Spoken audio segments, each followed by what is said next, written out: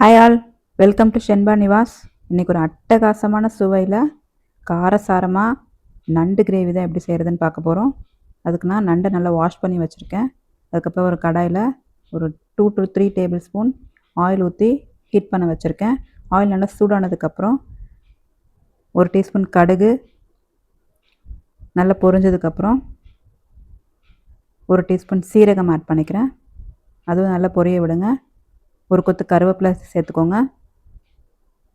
இதெல்லாம் நல்லா பொரிஞ்சதுக்கப்புறம் 2 பச்சை மிளகாவை நீல நிலமாக கட் பண்ணி ஆட் பண்ணிக்கிறேன். என்னோடய சேனலை ஃபஸ்ட் டைமாக பார்க்குறீங்க, சப்ஸ்கிரைப் பண்ணாமல் பார்த்துட்ருக்கீங்கன்னா சப்ஸ்கிரைப் பண்ணிவிட்டு பாருங்கள். கூடவே பெல் ஐக்கான் ப்ரெஸ் பண்ணிக்கோங்க. ஸோ தட் நான் போடுற எல்லா வீடியோஸும் உங்களுக்கு நோட்டிஃபிகேஷனாக வந்துடும். ஸோ இது நல்லா வதங்கினதுக்கப்புறம் 2 ஆனியனை சின்ன சின்னதாக கட் பண்ணி ஆட் பண்ணியிருக்கேன். நல்லா ஃபைனாக சாப் பண்ணிக்கோங்க. இந்த மாதிரி நல்லா ஃபைனாக சாப் பண்ணி ஆட் பண்ணிவிட்டு நல்லா வதக்குங்க. ஆனியன் வதங்கிறதுக்காக 1 ஸ்பூன் உப்பு ஆட் பண்ணிக்கிறேன். ஆனியன் நல்லா வதங்கினதுக்கப்புறம் 2 ஸ்பூன் அளவுக்கு இஞ்சி பூண்டு பேஸ்ட்டு அதையும் ஆட் பண்ணி நல்லா வதக்கிக்கிறேன். ஆனியன் நல்லா வதங்கினதுக்கப்புறம் இஞ்சி பூண்டு பேஸ்ட்டு ஆட் பண்ணிங்கன்னா உங்களுக்கு கடாயில் ஒட்டாமல் வரும். ஸோ இஞ்சி பூண்டு வாசனையோட பச்சை வாசனை போனதுக்கப்புறம் 2 தக்காளியையும் ஃபைனாக சாப் பண்ணி வச்சுருக்கேன். அதையும் ஆட் பண்ணிக்கிறேன். நல்லா ஆயிலே நல்லா வதக்குங்க. நம்ம போட்டிருக்க இஞ்சி பூண்டு தக்காளி வெங்காயம் எல்லாமே நல்லா ஆயிலே நல்லா வதங்கி எண்ணெய் பிரிஞ்சு வர ஸ்டேஜில் நம்ம மசாலா ஆட் பண்ணிக்கலாம். ஸோ இந்த அளவுக்கு நல்லா வதங்கணும். அதுக்கப்புறம் 1 டீஸ்பூன் மஞ்சள் தூள், 1 ஸ்பூன் மிளகாய்த்தூள், 1 ஸ்பூன் காஷ்மீரி மிளகாய்த்தூள், 2 டீஸ்பூன் மல்லித்தூள், 1 டீஸ்பூன் சோம்புத்தூள்,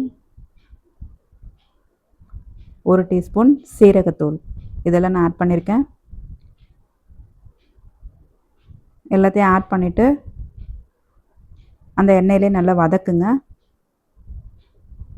நல்லா ஒரு 2 to 3 மினிட்ஸ் நல்லா வதக்கிட்டு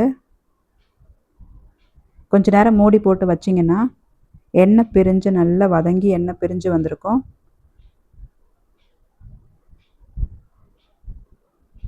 அதுக்கப்புறம் எண்ணெய் பிரிஞ்சு வந்ததுக்கப்புறம் அந்த ஸ்டேஜில் தான் நம்ம வாஷ் பண்ணி வச்சுருக்கிற நண்டு இதில் ஆட் பண்ணணும். பாருங்கள், இந்த அளவுக்கு நல்லா எண்ணெய் பிரிஞ்சு வந்ததுக்கப்புறம் நண்டு ஆட் பண்ணிக்கலாம். இப்போ பாருங்கள், நண்டோட கலர் நல்லா ப்ளூ கலரில் இருக்குது.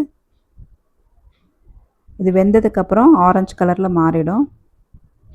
ஸோ இது நண்டு நல்லா ஆட் பண்ணிவிட்டு அந்த மசாலாவோட நல்லா மிக்ஸ் பண்ணி விடுங்க.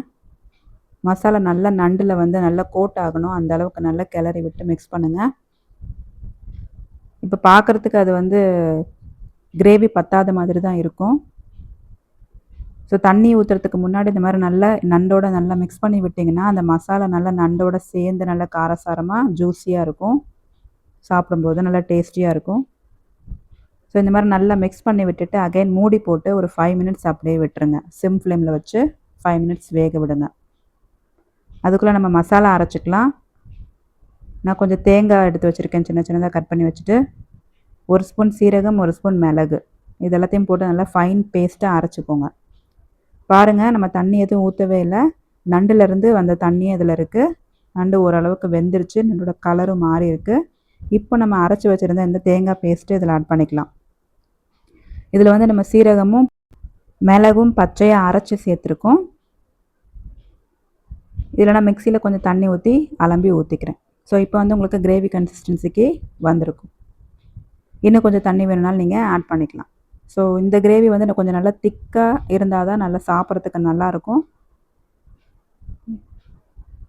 ஸோ இது நல்லா அப்படியே கொஞ்சம் நேரம் கிளறி விட்டுட்டு நல்லா எல்லா பக்கமும் அந்த மசாலா நண்டில் படுற அளவுக்கு நல்லா கிளறி விடுங்க. அதுக்கப்புறம் மூடி போட்டு அகைன் ஒரு 5 to 10 மினிட்ஸ் சிம் ஃப்ளேமில் வச்சு ஓப்பன் பண்ணி பார்த்தீங்கன்னா சூப்பரான காரசாரமான நண்டு கிரேவி ரெடி ஆயிரும். அல்டிமேட்டாக இருக்கும் டேஸ்ட்டு. ட்ரை பண்ணி பாருங்கள் நீங்களும். நான் போடுற ரெசிபீஸ்லாம் உங்களுக்கு பிடிச்சிருந்ததுன்னா என்னோடய சேனலை சப்ஸ்கிரைப் பண்ணுங்கள். கூடவே பெல் ஐக்கான் ப்ரெஸ் பண்ணிவிட்டு உங்களோட ஃப்ரெண்ட்ஸ் அண்ட் ஃபேமிலிக்கு என்னோடய வீடியோ அண்ட் சேனலையும் ஷேர் பண்ணுங்கள். இப்போ நான் இதை மூடி வச்சுக்கிறேன். சால்ட் ஆட் பண்ணிக்கோங்க. இந்த கிரேவிக்கு தேவையான சால்ட் உங்களுக்கு எவ்வளோ தேவையோ அவ்வளோ ஆட் பண்ணிக்கோங்க. நானும் அதில் ஆட் பண்ணிவிட்டு நல்லா மிக்ஸ் பண்ணிவிட்டு அதுக்கப்புறம் நான் மூடி வச்சுக்கிறேன். மூடி வச்சுட்டு ஒரு 5 to 10 மினிட்ஸ் இருந்தால் போதும். ஸோ எண்ணெய் பிரிஞ்சு வந்து நல்லா சூப்பராக கிரேவி ரெடி ஆகிடும். 10 மினிட்ஸ்க்கு அப்புறம் நான் ஓப்பன் பண்ணி காமிக்கிறேன் பாருங்கள், எப்படி ஒரு கிரேவி ரெடியாக இருக்குது அப்படின்னு. நல்ல ஒரு எண்ணெய் பிரிஞ்சு வந்து சூப்பராக ரெடி ஆகிடுச்சு. நண்டு எல்லாமே நல்லா அந்த கிரேவியில் கோட்டாகி சோக்காகி ஜூஸியாக இருக்குது. காரசாரமாக செம்ம டேஸ்டியாக இருந்துச்சு. அல்டிமேட்டாக இருந்தது டேஸ்ட்டு. நீங்களும் ட்ரை பண்ணி பார்த்துட்டு எப்படி இருந்துச்சுன்னு எனக்கு கமெண்ட் பண்ணுங்கள். மறக்காமல் என்னோடய சேனலையும் சப்ஸ்கிரைப் பண்ணிடுங்க. அடுத்து வேறொரு இன்ட்ரெஸ்டிங் ரெசிபியோடு பார்க்கலாம். டில் தென் பாய். தேங்க்ஸ் ஃபார் வாட்சிங்.